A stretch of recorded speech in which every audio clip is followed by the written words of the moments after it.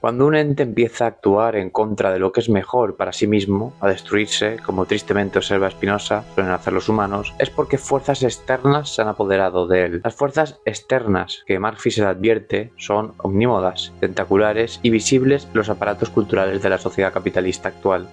Encendemos la televisión y un anuncio sobre alarmas antirrobos nos indica que comprar este dispositivo nos aportará seguridad. Cambiamos de canal y nos insinúan en una de las decenas de tertulias conservadoras que la inmigración es un reto, o peor aún, una amenaza que debemos enfrentar. Nuestra identidad está en juego, nuestro bienestar, lo que somos o lo que creemos que somos. El resentimiento se nos lanza a la clase trabajadora como un anzuelo que solemos morder. Lejos de poseer una fuerte conciencia de clase, la cultura neoliberal cultiva la falsa conciencia de clase, una autopercepción que se atrinchera en una construcción reaccionaria de la identidad, como George Simmel nos advertía en la sociología del extraño. El mecanismo de construcción subjetiva frente a la otredad suele ir emparejado con la violencia, es decir, todos aquellos mecanismos sociales y cognitivos que ponemos en marcha cuando nos relacionamos con quien percibimos como diferente y externo a nuestro grupo tienden hacia el estigma, la incomprensión, el odio o el miedo. De hecho, estos factores son usados en nuestra contra dentro de la cultura capitalista. Así acabamos percibiendo como un potencial enemigo al trabajador inmigrante, al movimiento feminista, al movimiento antirracista y a los movimientos sociales ligados a minorías históricamente oprimidas. Es clave esto último para comprender por qué los discursos postfascistas avanzan tan rápidamente entre la clase trabajadora, espoleados en redes sociales, televisión, cine, literatura.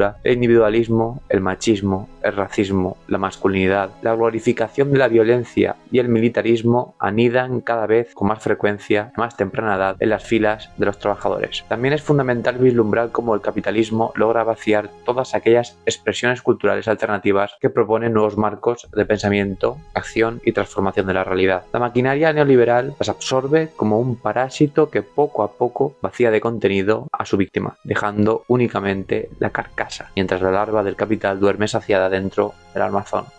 Así ocurre la colonización y la posterior mercantilización de movimientos como el antirracismo o el feminismo, banderas en muchas ocasiones de mordaces críticas al capitalismo que, despojados de su análisis de clase, se convierten en un mero merchandising neoliberal que apuntala el sistema. El filósofo citado al principio de este texto, Mark Fisher, en su obra póstuma Deseo postcapitalista, Las últimas clases, asume la derrota aplastante de la izquierda en estas décadas de hegemonía neoliberal. Una derrota que parte de cómo el capitalismo, como un sistema social, ha captado el deseo. Dicha capitulación no se puede comprender sin las lógicas de los procesos de homogenización y apropiación que el capitalismo ha realizado culturalmente. En consecuencia, para Fisher, el deseo del proletariado está completamente mercantilizado e inserto en las lógicas capitalistas, mercantiles y también económicas. Como Fisher advierte en este mismo libro haciendo referencia al filósofo marxista George Lukács, para poder ver las cosas como exteriores a nosotros, no podemos estar en ellas.